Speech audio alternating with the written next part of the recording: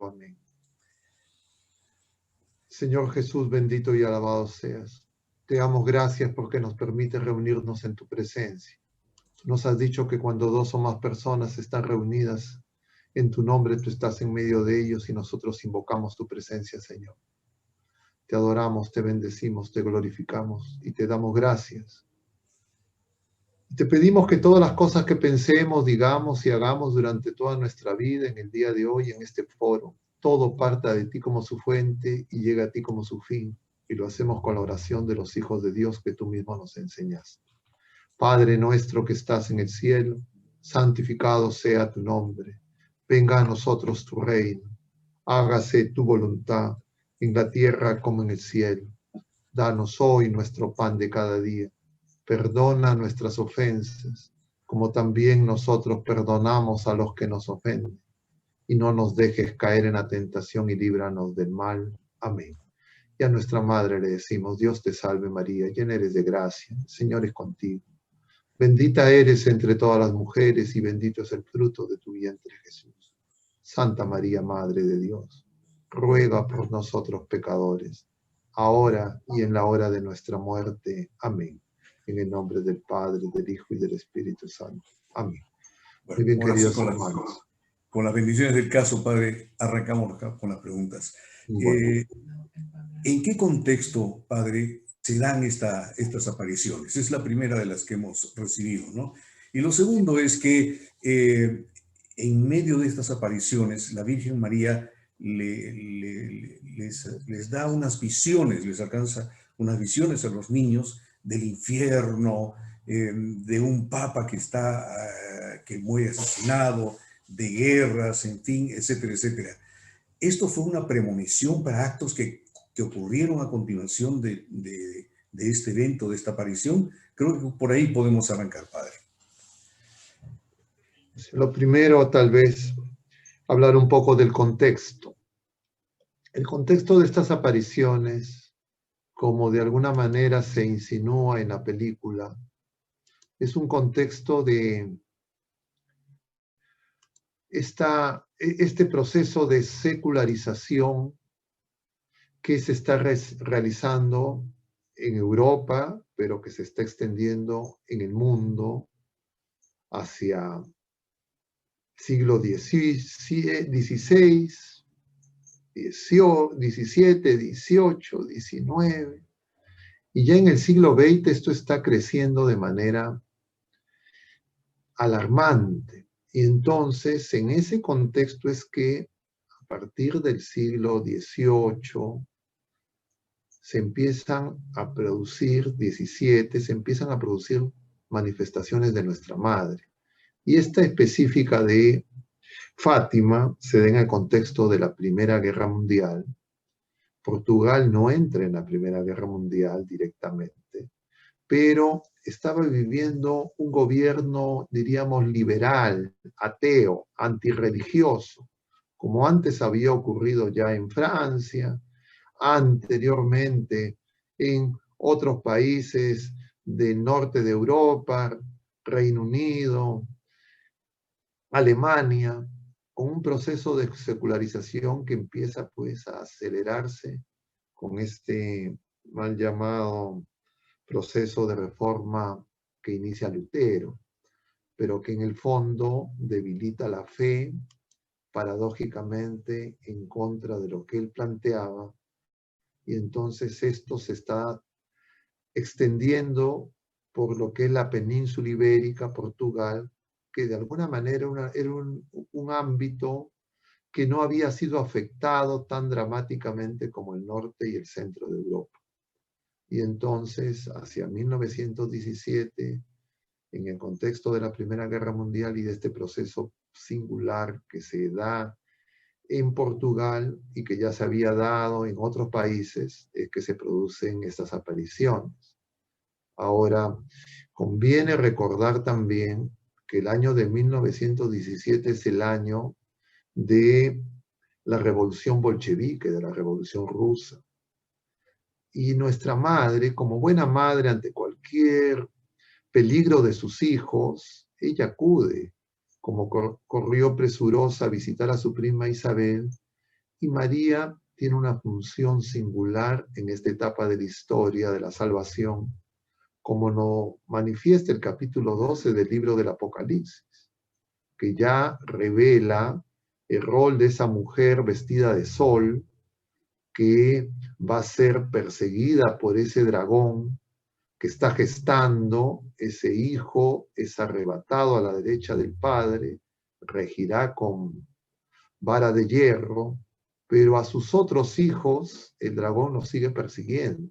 Entonces esto es parte de la lucha histórica entre el bien, el amor, la misericordia y el perdón, y el odio y el mal uso de la libertad de sus criaturas que rechazan a Dios, de sus criaturas libres, tanto las espirituales, ángeles caídos, como también el hombre. Y entonces las revelaciones particulares, como estas revelaciones marianas, incluso las reconocidas por la Iglesia, no cambian la revelación, sino lo que nos hacen tomar conciencia más plena del signo de los tiempos.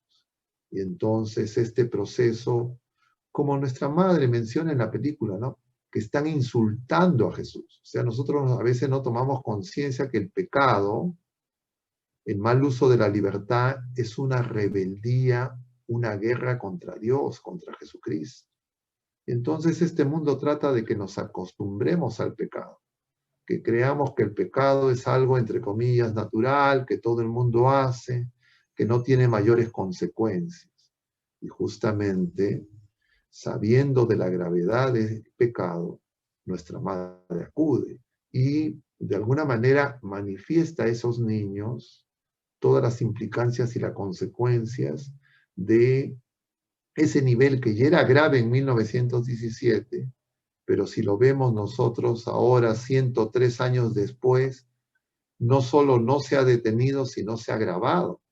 Y entonces tenemos que llamar a la reflexión, a las personas de fe, a cada uno de nosotros, y tener claro que lo que estamos viendo no es algo que aparece de la nada, no es algo fortuito, no es algo que no tiene una explicación, no son hechos meramente naturales, no son problemas simplemente políticos, no son problemas simplemente morales. El problema de fondo es un problema de fe, un rechazo a Dios.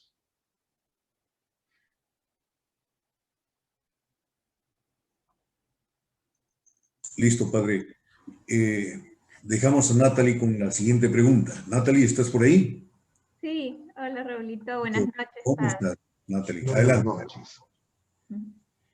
Bueno, nos hacen una pregunta de por qué la Virgen les dice a los pastorcitos que deben sacrificarse. La persona pregunta, no sabe si entendió bien acerca de hacerse daño físicamente por la conversión de los pecadores. Pediría si podría aclararnos un poco acerca de los sacrificios que pide la Virgen. Nosotros, los seres humanos, criaturas libres, corporales y espirituales, estamos llamados a una vida nueva, la vida de Dios. Y entonces el proceso de secularización que hemos referido, utilizando otros términos, pero que es lo mismo que hemos mencionado, nos hace y nos propone creer que lo único importante es lo temporal, que lo único importante es lo pasajero, que las cosas de este mundo son las más valiosas y que por tanto, por obtener los bienes pasajeros, yo puedo sacrificar un supuesto etéreo, bien eterno, bien sobrenatural. Y por eso es que nosotros vivimos una cultura que diríamos hedonista, de la búsqueda del placer, de la autocomplacencia, de eliminar cualquier contradicción, cualquier problema, cualquier dificultad que me impida hacer lo que me da la gana. Y entonces, ante esa realidad, nosotros tenemos que una y otra vez recordar a quién seguimos. Claro, esto con mucha oración y de cara a la revelación, porque por supuesto podría darse la situación confusa, que entonces la conclusión equivocada de algunas personas podría decir, entonces el cristianismo es una religión masoquista, que busca dañarnos, que busca el mal, que busca el sufrimiento. Y la respuesta es que de Dios viene solo bien, solo viene belleza, solo viene verdad, solo viene vida. Y el dolor, el sufrimiento, el mal, la guerra, la división y el odio no vienen de Dios. Vienen del mal uso de nuestra libertad. Y Jesucristo ha vencido al mentiroso desde el principio, al homicida desde el principio, a Satanás, justamente no combatiendo en sus términos, sino asumiendo todo el dolor y todo el sufrimiento humano, todas las injusticias humanas, y cambiándoles de signo y convirtiéndolas en bien, en victoria. Por eso es que Jesucristo, Dios verdadero, el Padre eterno, misericordioso, consienten a veces el mal porque tienen todo el poder de transformar el mal y el bien en bien. Pero cuando nosotros no entendemos, entonces nos rebelamos y culpamos a Dios de los males de este mundo. Algunas almas espirituales reciben dones y carismas muy singulares y tienen ese don de participar de alguna manera, como dice San Pablo, de completar en su cuerpo la pasión de Cristo. Todos nosotros, y no nos engañemos ni nos hagamos la ilusión, ni nosotros ni los ateos, no vamos a ser exentos de experimentar la cruz, porque Jesucristo nos dice, quien quiera venir en pos de mí, que tome su cruz y me siga. Y ese dolor y esa cruz nunca será mayor que nuestras fuerzas, nunca lo llevaremos solo y siempre será fuente de victoria. Entonces, claro, en el mundo contemporáneo nos hablan del dolor, del sufrimiento de unos niños y nos podríamos escandalizar. Porque la sociedad contemporánea, que no conoce a Dios, atea, agnóstica, nos quiere proponer una mentira. Y es que el ser humano sin Dios puede vencer el dolor y el sufrimiento. ¿Y cómo hace? Con la eutanasia. Para que no haya sufrimiento, mata a los que sufren. Para que no haya dolor, mata a los que experimentan el dolor. Para que no haya, entre comillas, pobreza, mata a los pobres. Para que los padres, entre comillas, no tengan tanto trabajo, no deja que nazcan sus hijos. Y claro, esas seducciones y esos engaños del enemigo han calado en toda la cultura contemporánea y también en nosotros. Incluso nosotros, personas de fe. Entonces nosotros una y otra vez tenemos que volver a la verdad del Evangelio, a Jesucristo, a la imagen del Señor de los Milagros, y comprender que nosotros ya en Cristo nada nos puede atemorizar. Ya el dolor, el sufrimiento, inclusive la muerte, que eran las cosas que utilizaba el chantaje del enemigo para manipular las conciencias humanas, en Cristo nosotros sabemos que todo queda derrotado y es fuente de victoria. Pero claro, si limitamos nuestro horizonte a esta vida breve que es la vida presente, entonces claro, eso nos puede parecer terrible. Cuando estos tres niños en los primeros momentos de la película reciben el anuncio de que se van a ir al cielo, estos niños se alegran. Y claro, nosotros hemos perdido conciencia del cielo, conciencia del infierno, lo vemos como algo lejano, medio mitológico, medio teórico. Y claro, si yo no tengo conciencia de la vida eterna, no tengo conciencia del infierno, no tengo conciencia de la vida bienaventurada, entonces la vida presente me va a parecer lo único importante. Y entonces voy a ser incapaz de comprender el mensaje de la salvación. Como le pasó a varias sectas del pueblo de la Primera Alianza, entre ellas los saduceos, los herodianos, que ya no creían en la resurrección. Por eso, la resurrección es nuestra esperanza, pero eso implica que nuestra esperanza no son las cosas de este mundo, las cosas pasajeras. Nosotros no ponemos nuestra esperanza únicamente en lo presente, nosotros ponemos nuestra esperanza en la persona de Jesucristo y en su promesa, que es de la vida bienaventurada, de la vida divina. Justamente ahora estamos en vísperas de la celebración de todos los santos y celebramos a la iglesia triunfante del cielo. Y entonces nosotros tenemos que darnos cuenta que nosotros, la iglesia peregrina no es toda la iglesia. La iglesia peregrina es la iglesia militante, la iglesia que está siendo probada. La iglesia del cielo es la iglesia triunfante y nosotros nos dirigimos hacia allí. Pero cuando eso lo olvidamos, lo descuidamos, entonces nos fijamos únicamente en lo pasajero y no en el bien eterno. Pero volviendo a estos niños, entonces, estos niños, de alguna manera, Lucía se entristece porque la Virgen le dice que todavía ella no va a partir, que ella va a vivir muchos años más. Entonces nosotros ahora, al cabo de muchos procesos de, diría, distorsión de nuestra fe, muchas de nosotras, muchas personas creemos que lo peor que nos puede pasar es la muerte temporal, la enfermedad física. No, lo peor que nos puede pasar es apartarnos de Jesucristo. Es el infierno. Eso es lo peor que nos puede pasar. Ese es el verdadero mal. Y Jesucristo nos viene a liberar. Y nuestra Madre participa de esa obra de salvación como Madre nuestra según la voluntad de nuestro Señor Jesucristo en la cruz. Y Padre, en el contexto ese que usted dibujó hace unos instantes, ¿no? Se ve un decaimiento en nuestra fe. Hoy también se ve un decaimiento muy grande. Es así como Daniel nos formula la siguiente pregunta, ¿no? Dice, hoy también estamos en medio de una pandemia y una guerra que es equivalente a una guerra como en 1918. Y la fe también está desfigurada hoy por el relativismo.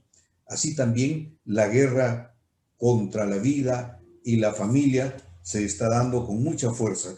Entonces, podríamos atribuir a que en estos momentos las apariciones de Medjugorje son las que corresponderían a esta realidad, Padre.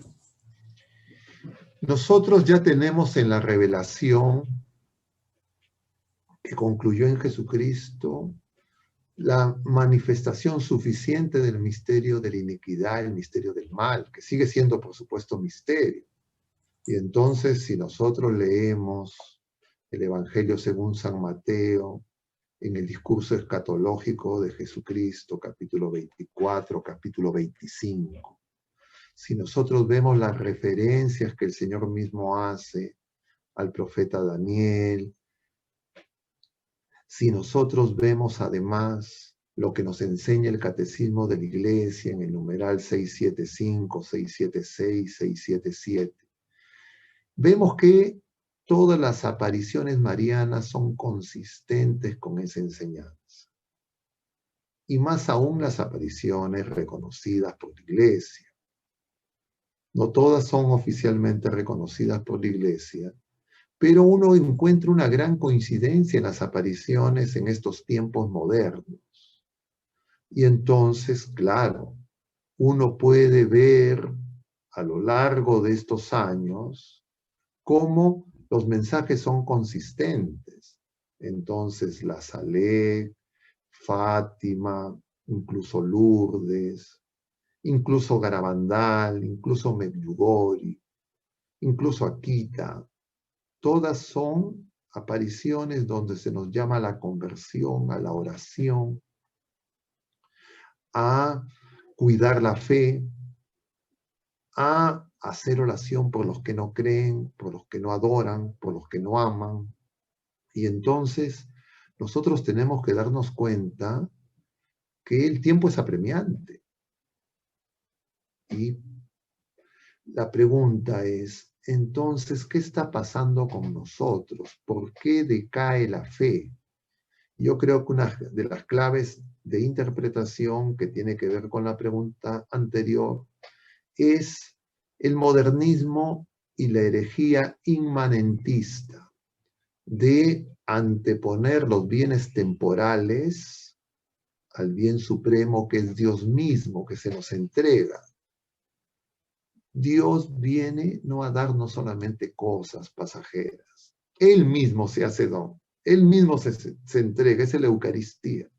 Es el don del Espíritu Santo que hace el Hijo de junto al Padre. Y es el don que hace el Hijo en la cruz, que nos deja María como madre. Y entonces nosotros tenemos que darnos cuenta que vivimos un tiempo de gran tibieza, de oscurecimiento en nuestra fe. Y que por eso problemas como la actual pandemia y otros males que observamos de índole moral, social, injusticias y todo lo que podamos observar son consecuencias del pecado. Y lo que nosotros tenemos que comprender es que eso no se va a resolver simplemente con soluciones tecnológicas, políticas, pragmáticas. Necesitan conversión.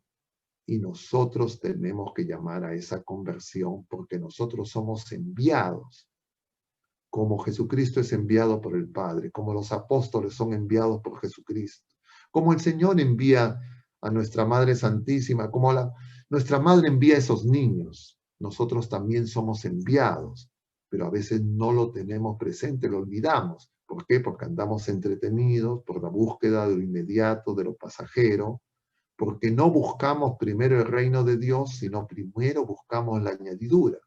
Y entonces nuestra oración se ha hecho una oración estéril muchas veces. Nuestra participación en los sacramentos, que es vida divina, vida sobrenatural, son sacramentos de Jesucristo, lo hacemos de manera rutinaria. Y claro, más nos preocupa la salud física, más nos preocupan las necesidades materiales, que son bienes.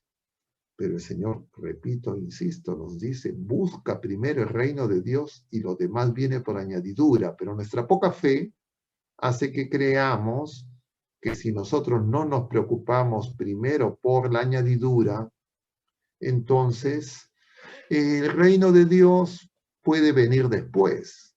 Y lo que ocurre es que nuestra fe se vuelve vana. Tenemos una fe sin esperanza, una fe adulterada, y la confundimos con una fe intelectual de conocer simplemente algunas verdades, pero que en el momento de la acción y de los hechos escuchamos las palabras de Dios, pero no las ponemos en práctica y se traduce con un mayor egoísmo, con una mayor soberbia, con una mayor violencia. Finalmente tenemos una fe muerta, una fe sin obras, una fe que no da fruto. Es como esa higuera llena de hojas, pero que no da higos y que el Señor maldice. Entonces tenemos que despertar. Y estas películas de alguna manera nos dan esa oportunidad. Ahora, la fecha de hoy día y de esta película no es accidental.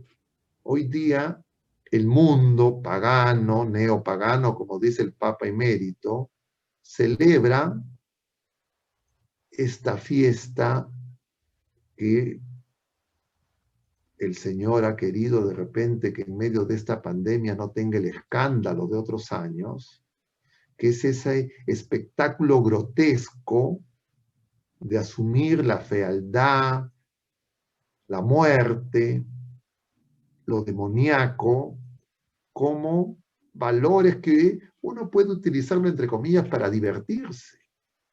Y eso es simplemente una muestra del alarde arrogante, del ateísmo ramplante que cuenta con la complicidad de nuestra fe tibia, me refiero a la fe de muchos creyentes, que ha hecho que en las últimas décadas se haga escándalo con la complicidad de los negocios y los sistemas de publicidad que quieren comerciar también con esas cosas tenebrosas y oscuras, y eso tenemos que aceptar, es una derrota de nuestra fe.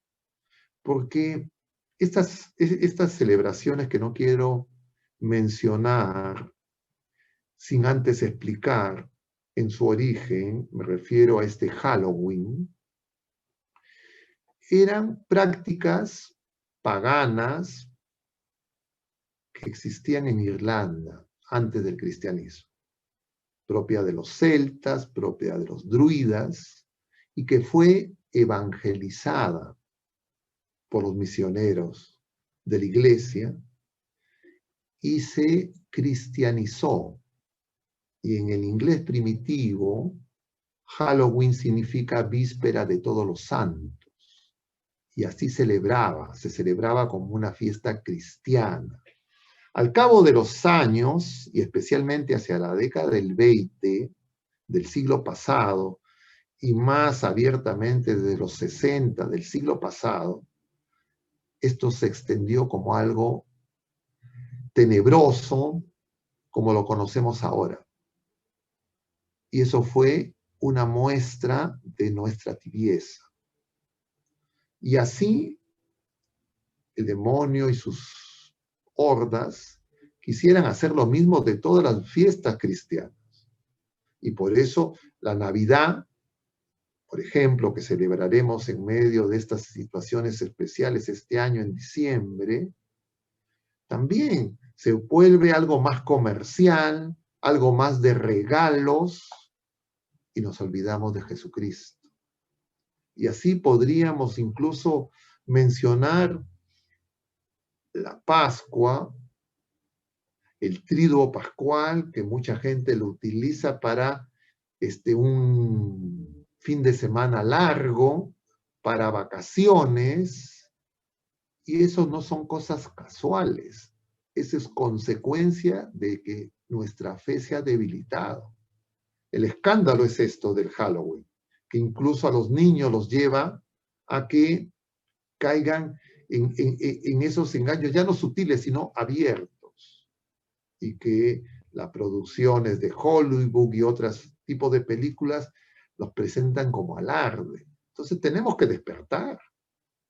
Y justamente nuestra madre viene para eso, para decirnos que tenemos que hacer oración, que tenemos que hacer penitencia, que tenemos que dejar de ofender al Señor, porque estamos poniendo en riesgo el bien infinito.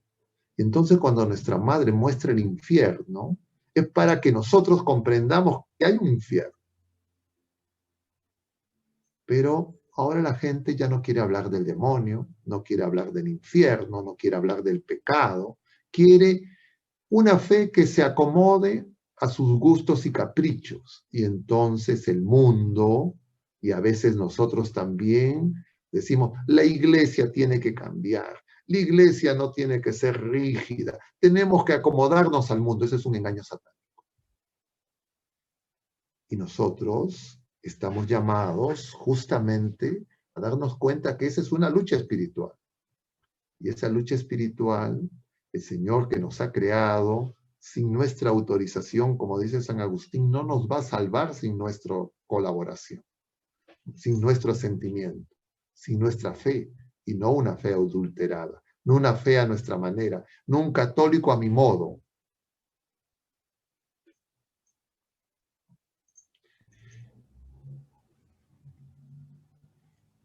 Gracias, padre. Con respecto a la película, Diana nos pregunta por qué la madre de Lucía no cree de la aparición de la Virgen, siendo ella una creyente. Y por otro lado, Eva nos pregunta si fueron verdad los secretos de Fátima y si nos podría explicar cuáles fueron. Bueno, ustedes hacen preguntas complejas. ¿Por qué la madre en la película aparece con esa, digamos, caracterización. Yo no sé si es que eso se ajusta a la verdad de los hechos, ¿ya? Entonces, más que comentar la película y las intencionalidades del productor, lo cierto es que la incredulidad es muy grande. Pero también es cierto que nosotros no podemos ir de aquí para allá, corriendo de un lado para otro, diciendo que aquí apareció la Virgen o dijo tal cosa. O sea, ni una credulidad ciega, ni una incredulidad que niegue lo sobrenatural. ¿De qué depende que encontremos nosotros el punto medio? Justamente de nuestra oración. Porque en nuestra oración, los sacramentos y mantenernos fieles a la tradición bimilenaria de la Iglesia nos va a ayudar que no tropecemos en medio de las confusiones que además están anticipadas. Ahora, en torno a los secretos de Fátima, se pueden tener dos aproximaciones. La aproximación curiosa, morbosa, de a ver qué dijo y qué fue. Lo que nosotros sabemos, porque es consistente en el mensaje de las apariciones marianas, y también en la revelación pública, en las Sagradas Escrituras, en la tradición y como les mencionaba, en el propio catecismo de la Iglesia, nosotros sabemos que vamos a vivir una etapa de apostasía de la verdad. En la Saleh, nuestra Madre Santísima advierte eso, advierte sobre el pecado de los consagrados, de los clérigos. Estamos hablando de 1846. Y luego, a lo largo de todas las otras apariciones, los mensajes de nuestra Madre son consistentes. Entonces, en torno a los secretos de Fátima, lo que nosotros sabemos es que si es que no hay conversión, van a venir problemas mayores. Porque justamente eso no es que la Virgen lo esté inventando, sino eso es lo que nos enseña la propia Sagrada Escritura y por lo que ya habíamos mencionado anteriormente, que los problemas, el dolor, el mal, el sufrimiento no vienen de Dios, son consecuencia de nuestro pecado, de la desobediencia a Dios. Entonces, si cada vez hay más pérdida de fe, cada vez va a haber más dolor, más sufrimiento. Y en la Escritura, por eso se nos habla de la gran tribulación y de la apostasía de la fe y de la apostasía de la verdad. Y nosotros, por eso, sabiendo que existen esos hechos que se van a tener que realizar porque el mismo Señor Jesucristo nos lo anuncia, nosotros tenemos que mantenernos vigilantes, no dormidos, con las lámparas y sin el aceite. Las lámparas son, esa luz es nuestra fe. Pero si es que nuestra fe no tiene ese aceite, que es el amor de Dios, nuestra fe está muerta. Es meramente gnóstica, no agnóstica, sino gnóstica, meramente intelectual. Y eso es el problema que estamos viendo. Y estamos advertidos. O sea, no estamos hablando de cosas que se nos ocurren o de interpretaciones, digamos, catastróficas, pesimistas, sino de lo que el mismo Señor Jesucristo nos lo ha dicho. Porque los signos de la parucía, los signos de los últimos tiempos, el mismo Señor nos lo ha revelado. No sabemos el día ni la hora, pero el Señor ha dicho que hay unos signos. Y esos signos tenemos que estar vigilantes, porque el Señor nos llama a la vigilancia. Muchas gracias, Padre. Ahora nos hacen preguntas relacionadas a la oración y las mortificaciones. Por un lado, Seth Carrasco nos pregunta cómo entender las mortificaciones actualmente sin caer en excesos. Y por otro lado, sobre el rezo del rosario. En la película se nos comenta el rezo del rosario que nos pide nuestra madre de manera diaria. ¿Es correcto rezarlo mientras que hacemos, por ejemplo, algunas labores rutinarias como el aseo de la casa, ir rezando el rosario, o se necesita hacerlo exclusivamente en un momento para rezarlo? A ver, la oración es vivir en la presencia de nuestro Señor Jesucristo. Y la oración del rosario es contemplar los misterios de la vida de nuestro Señor Jesucristo con los ojos de nuestra Madre Santísima, que es la criatura humana que tiene una comunión perfecta con Él. Entonces el rosario hay que rezarlo siempre. Y nosotros debemos hacer de cada una de nuestras actividades humanas una oración. Nosotros podemos realizar cualquier actividad humana de dos maneras. Sea el trabajo en la casa, sean las tareas estudiantiles, sean los estudios universitarios, sea el trabajo en instituciones públicas o privadas de cualquier tipo.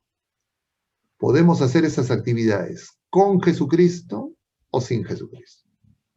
Con nuestra Madre Santísima y Jesucristo o solos.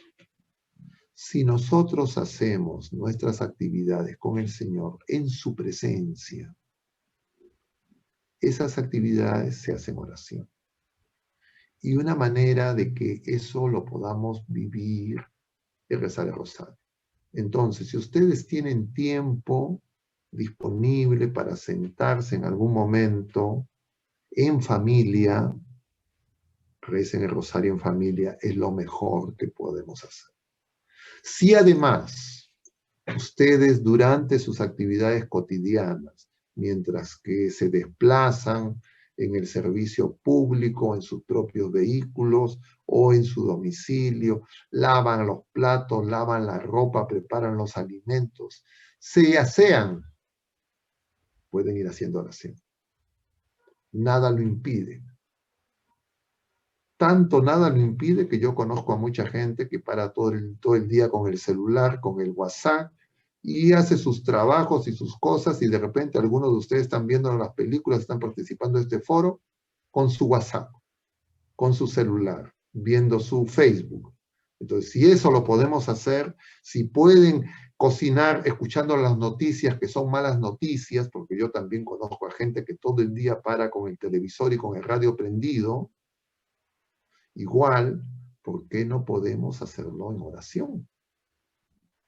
Hay gente que no acepta ningún silencio. Llega a su casa y lo primero que hace es prende la radio, prende el televisor, prende cualquier artefacto que lo aturda. Muchas veces yo me desplazo en servicio público y a veces los transportistas lo primero que hacen después de que acuerdan con uno cuál es el precio y uno sube, inmediatamente prenden el radio. ¿Por qué no podemos sintonizar? Y ahora existen muchos medios accesibles y poner el rosario. Y entonces vamos rezando el rosario. Y vamos desplazándote y vamos caminando con María y con Jesús.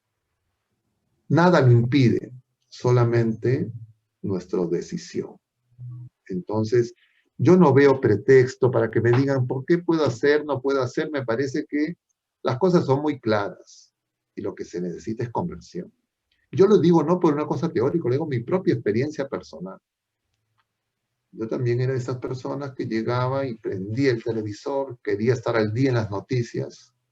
Ya hace muchos años, ya cuántos, ya ni sé, ya van a ser creo más de 20 años casi, ya no veo absolutamente televisión, nada de esas cosas. Y no he perdido nada y no he dejado de estar informado de lo que pasa en el mundo. No, bueno, no estoy fuera de, no soy como un ermitaño lejos de la civilización. Y uno se daría cuenta cómo pierde el tiempo. Yo cuando confieso, es muy común que la gente me dice, pierdo el tiempo. ¿Cómo pierden el tiempo? De esa manera, con el celular, con la televisión, con las noticias. Incluso no solo afectan su oración, sino su propio trabajo, sus propios estudios. Y eso abarca a todas las edades, desde niños, desde la más temprana edad, hasta adultos, pasando por jóvenes y adolescentes.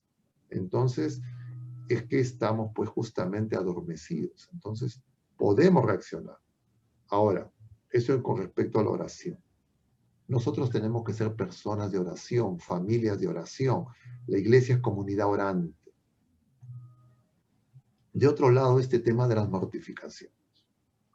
¿Quién necesita mortificaciones? Si yo soy un egoísta, que solo pienso en mí, que todo el día estoy pensando qué es lo que me tiene que agradar, cómo los demás tienen que hacer lo que me da la gana, yo diría, esa persona necesita mucha mortificación.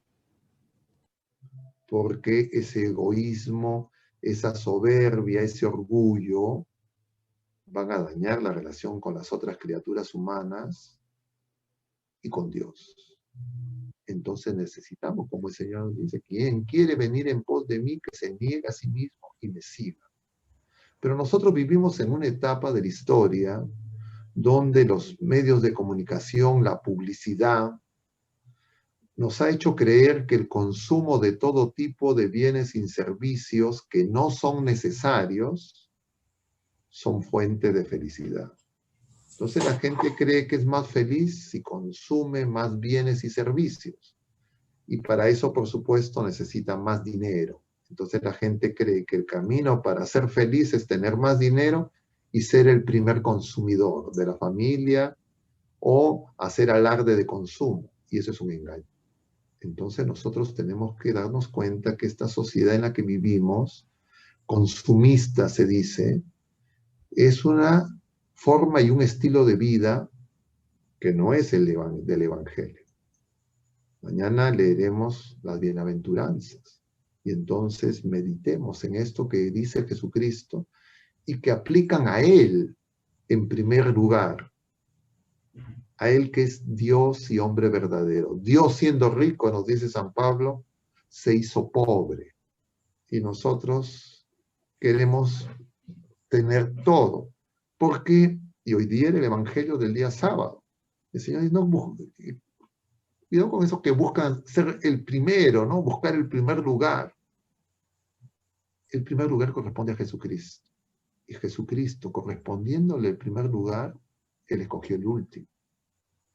Porque Él es el que se hizo último. El que lavó los pies, que era el oficio de los esclavos. El primero en asumir el sufrimiento. Entonces, cuando me queje del sufrimiento, que me falte esto, miro y contemplo a Jesucristo. Miro a la imagen del Señor de los Milagros. Y eso es una medicina eficaz para curar depresiones, ansiedades, problemas, porque la ansiedad muchas veces ahora el mundo induce a que se resuelvan con consumo. La gente está ansiosa, come más. La gente está ansiosa, quiere comprar. Y si no tiene dinero, se deprime. Entonces, tenemos que darnos cuenta. Padre, gracias. Por eso es que la mortificación sigue siendo muy actual. Ok. Disculpe, Padre. Traslado a usted el agradecimiento de muchos de nuestros participantes, ¿no? Pero también queda una última pregunta que, aunque usted ya la trató de alguna manera hace un poco de tiempo, dice, pues en el mensaje de la Virgen de Salet, dijo que Roma sería la sede del anticristo y que muchas cosas saldrían a la luz. ¿Cómo entender correctamente este mensaje de la Virgen? Y después de esta última pregunta, su mensaje final. Listo, Padre. Gracias. Es que igual que el pueblo de la primera alianza, nosotros vivimos en el tiempo de las naciones, el tiempo de los gentiles. Nosotros, igual que el pueblo de la primera alianza fue probado en su fe, y cuando vino el Señor no lo reconocieron, nosotros también nuestra fe tiene que ser probada. Y la fe es probada porque estamos permanentemente asediados para acomodarnos al mundo. Y cuando nosotros caemos en esa tentación de creer que es más importante lo temporal, lo pasajero, lo inmanente, cambiamos al Señor por las cosas del Señor o por las criaturas. Y esa es la tentación principal, que Satanás incluso se atreve a intentar al Señor. como vemos en todos los días, todos los años, en el primer domingo de Cuaresma, las tentaciones del Señor. Lo lleva a ese monte y le muestra los reinos de la tierra y le dice, si te postras y me adoras, todo será tuyo. Y el Señor le dice, solo a Dios adorarás. Entonces nosotros tenemos que comprender cuál es la verdad de nuestra fe. Y tenemos que darnos cuenta que todo lo que va del siglo XX ha sido un ataque feroz a nuestra fe. Que eso no solo no se ha detenido, sino se ha agravado. Sea lo que ocurra, nosotros sabemos, como el mismo Señor nos dice, cuando veamos estos signos, el Señor dice en el Evangelio según San Mateo capítulo 24, alégrense, se acerca vuestra liberación. Porque la victoria definitiva sobre el mal, sobre el pecado, sobre Satanás, no es obra humana, es obra de Jesucristo. Y nosotros, para participar de esa victoria y no ser envueltos en ese huaico de confusión, de ateísmo o de una fe diluida, una fe líquida, nosotros tenemos que perseverar en la oración, mantenernos firmes para acoger la gracia, que cuando abunda el pecado, dice San Pablo, sobreabunda la gracia. Y entonces no tenemos que estar preocupados de esas situaciones que van probablemente a producirse, pero el Señor nos anticipa porque las entendemos como prueba de nuestra fe. Nosotros sabemos que efectivamente las fuerzas del infierno no van a prevalecer sobre la iglesia. Pero la iglesia, como nos señala el catecismo de la Iglesia Católica, y les recuerdo los numerales que he mencionado, 675, 676 y 677, que tienen como subtítulo la última prueba de la iglesia, eso no va a ser algo que se consiga en el tiempo histórico y por obra nuestra, sino es obra de Jesucristo.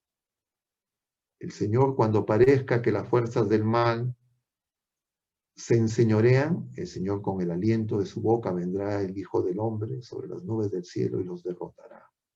Porque la bestia del mar, que son los poderes seculares, y la bestia de la tierra, que es esa fe adulterada, van a pactar como pactaron los sumos sacerdotes, los escribas, los fariseos, los saduceos, los celotes y los romanos. Y entonces eso que ya vivió la cabeza, lo tiene que vivir el cuerpo, que es la iglesia. Pero nosotros lo que tenemos que comprender es que esas cosas se nos anticipan, no para entender que es una fatalidad, sino para saber que el Señor lo que espera de nosotros es fidelidad. Ante la cruz de Cristo solo hay 4 personas.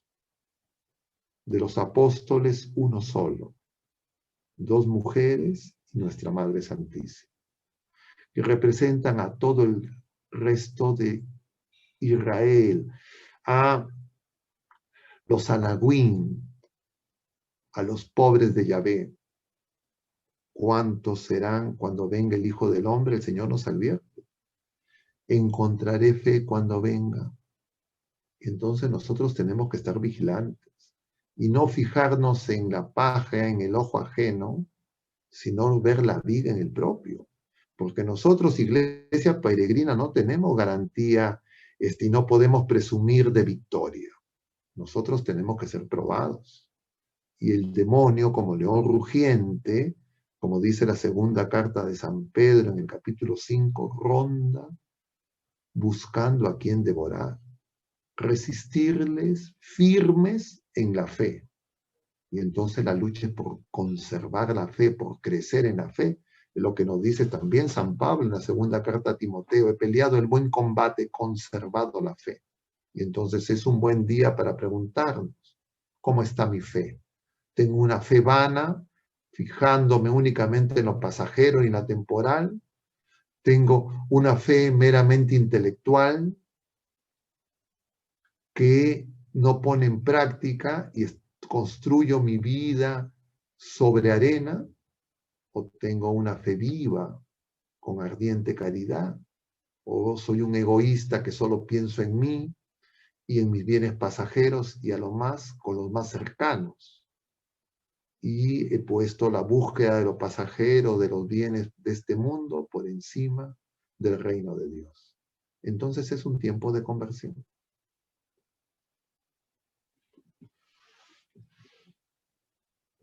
Esa sería la conclusión, yo diría, de esta película. Si después de esta película nosotros no tenemos como conclusión, necesito conversión, necesito ser más fiel al Señor, entonces simplemente hemos perdido el tiempo. Listo, Padre, le agradecemos su esfuerzo. Sabemos que hizo un espacio en todas las tareas que tiene por hoy día, que había hecho esfuerzos incluso para trasladar una actividad que tenía prevista a esta hora. Ya Sí. tiene usted dentro de poco una misa que celebrar. No abusamos más de su tiempo. Solamente queda la bendición, el saludo a usted, las gratitudes, la bendición suya y enunciar la charla de este próximo jueves, ¿no? Vamos a hablar sobre la Eucaristía, ¿no, Padre? ¿Cierto? Así es, porque la Eucaristía es el sacramento de nuestra fe. Y nosotros tenemos que saber recordar una y otra vez que el Señor está con nosotros, está entre nosotros, está presente con todo su poder en el sagrario, con todo su poder en cada Eucaristía, con todo su amor, con toda su misericordia, y nos ofrece una y otra vez su perdón. Y entonces tenemos que entender los signos de los tiempos. Y preguntémonos en estos días, ¿cuántas veces hemos dejado de asistir a la Eucaristía? ¿Cuántas veces hemos dejado de asistir con las debidas disposiciones? ¿Cuántas veces hemos sido de manera rutinaria, sin mayor fe? ¿Cuántas veces hemos comprendido que es el milagro más grande que se realiza todos los días y que sin embargo no nos llama la atención? Mucho más grande que el milagro del sol que experimentaron esas cerca de 70.000 almas en Covadonga. No hay milagro más grande, incluso más grande que la encarnación, porque con las palabras de una criatura humana, el Señor ha querido venir a nuestro llamado, producir esa fusión del Espíritu Santo y se nos entrega manso y humilde de corazón. Y entonces nosotros tenemos que darnos cuenta, preguntarnos, ¿qué estamos haciendo? ¿Qué hemos hecho con el Señor de la Gloria? Y con corazón contrito, esperar que nuestra participación sea más fructífera, con mayor y mejor disposición, como nuestra Madre, como se dice esa oración tan bella, recibirlo con la misma pureza, humildad y devoción como lo recibió nuestra Madre Santísima.